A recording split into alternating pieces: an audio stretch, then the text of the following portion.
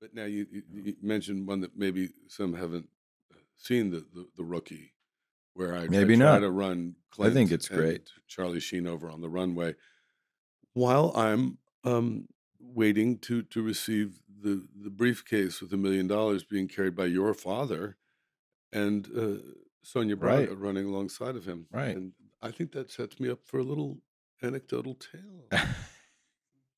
Well, Yes, I would love for you to tell this he's story. heard it. I have. I I was, I I, enjoyed it so I think we much. bonded immediately Yeah, because I felt compelled to tell you this story. the first time I met you, And yeah. I, for some reason, it's again, this is the thing about Blink, Malcolm Gladwell's theory about Blink. I could just tell the second we met that we were going to be friends and that I was going to tell you sooner or later. So I might as well tell you right away. Yeah. And that you wouldn't find it offensive or weird that I was talking about your Oh, dad no. because, obviously you fall in love with your dad knowing him just for the little bit of time that I did. So I only knew how tragic and how sad it was to have lost him. And I didn't want to be presumptuous in reopening a sadness, but I know it's been long enough to where you've embraced and accepted. Oh, yeah, and I love to hear stories, Yeah, especially from other actors who worked with him, right. those are the Yeah. best, really, yeah. So, and even maybe some that not at his expense, but there was something hysterically funny about the fact that we're working nights in San Jose, and we were a team. The bad guy team, Tony Plano, who you did an interview with, was also part of the team. Um, I think it's worth setting up this one little part with Clint. Hired us all off of videotape, and so I met him on set after being uh, uh, about to do a scene with him. Him directing me in a scene where he's holding with a huge, iconic Clint Eastwood gun pointing at me while I have my hands in the air. And somehow Raul's character calls him from the other end of the car carrier. He's caught us red-handed in the middle of this scene that we're doing. And Raul just calls me, and Clint looks away for a split second. I somehow produce a gun out of my ass and get a shot off at him. The quickest shot in the West, Yeah, Everybody knows you don't just get the drop on right. Clint No, like you didn't. that. I got it. I've made my living making the good guy look good. Right. However bad a bad guy I've ever played, I've always felt like part of my job was I got to look dangerous, I got to look bad, but I got to make them look good. And that's what kind of kept me working over the years. Pragmatic enough to realize that's part of my job. Well, that's damn important, yeah. And so I asked the props guy and the costume guy, I go, I've got to have a shoulder holster underneath this jacket so I can grab. I go from here. There, where else am I going to get that gun from? Right. And be able to materialize a gun, right? Yeah. And sorry, amigo, I don't have a shoulder holster, man. Really? Yeah, he'd been working with Clint like they all had for 30 years. Hey, And you think they just have they said they those were on cruise control. just have those lying around somewhere from Yeah. another movie or But something. it's in your kit, right? Yeah. It's in the Dirty Harry kit, right? Right. So, I mean, the costume guy told me that, Clint, they went to get shoes for him for the Rookie, and he said, well, let's just use the Dirty Harry shoes. They still fit. Nice. Didn't want to spend anything he didn't have to spend. Yeah. Anyway. Yeah, I think, yeah. Really, they're sort of like very 70s shoes, Clint. I don't know if you want to wear this. Nah, they're fine. But so I go, and David Valdez takes me over. This is Clint, Xander, Clint, this is Xander. And he could never say Xander. It was always real straight, real, like all American guys just don't like the Z sound. So they always call me Sander. Sander. I was like, okay, Sander. I got it. It's weird. This is it's not in your vernacular. Sorry. It's cool. It's all right. I didn't get the whole who's the guy sitting in the chair thing either. So, um, um, but all due respect, Clint. Oh, sure, of course. You do feel like when you're meeting him, you're looking up at Mount Rushmore, and even though he's just a couple inches taller than me, I felt like I mean, yeah. you've worked with all these people. I've worked with everybody already at that point. It seemed like, but that it's different. It's Clint Eastwood. And I was so intent on looking him right in the eye. I got one of those little fish finger hand grips. And I go, oh shit, man. Couldn't get the Can we do this clean- again? Yeah, I know. Can I get another take on that? And he says, okay. And I got a good grip. And I said, you're quick. It's the quick draw thing. You got me in there quick. Anyway, now, nice to meet you. Okay, well, I'm out of here. All right, see ya. And so I go back to, no shoulder. What am I going to do? So the guy finally gives me the gun cocked and loaded. Like, but my hands are in the air. And I'm looking at Clint and he's going, no, don't do that.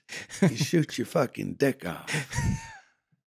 Take it out, cock it, get a couple of pops off, and then get out of Dodge.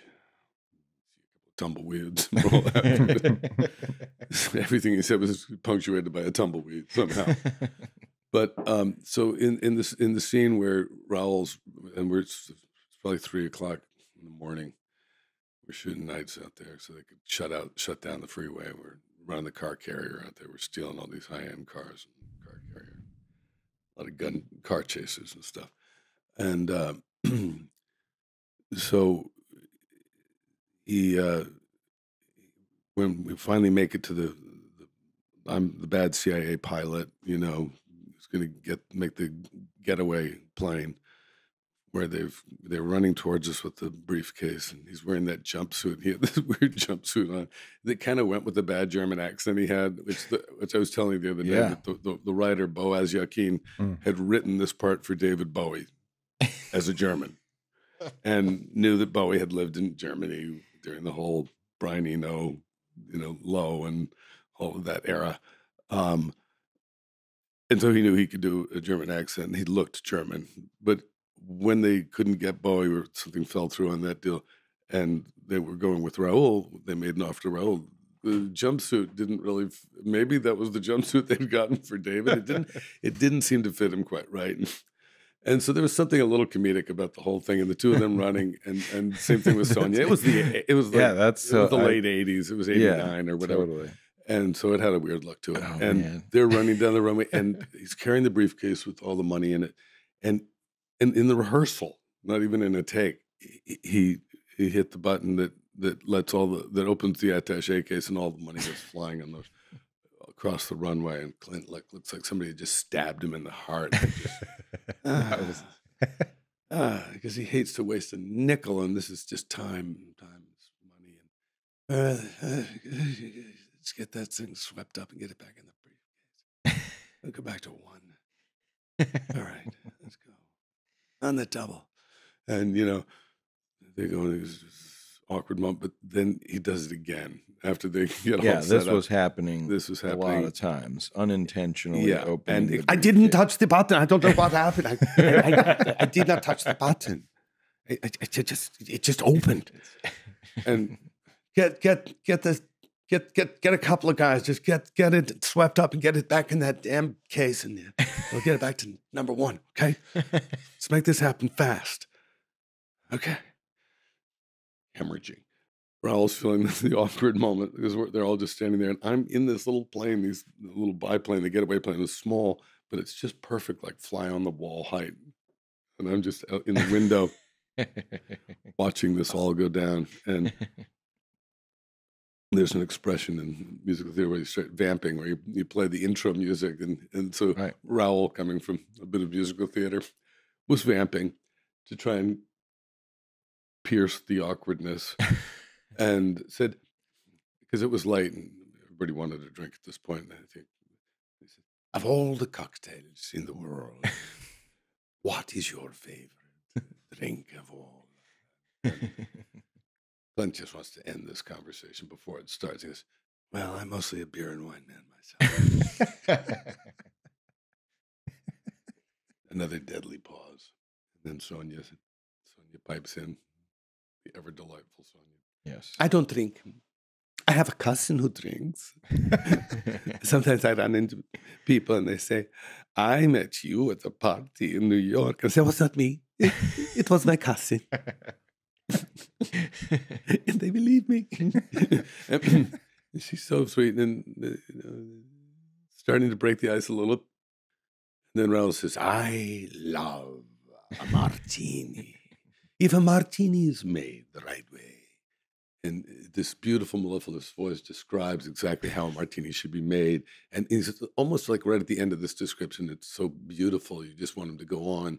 And Clint cuts him up. Well, like I said, I'm mostly a beer and wine man. And he said, yeah, a martini's a good drink. Like I said, I'm mostly a beer and wine man myself.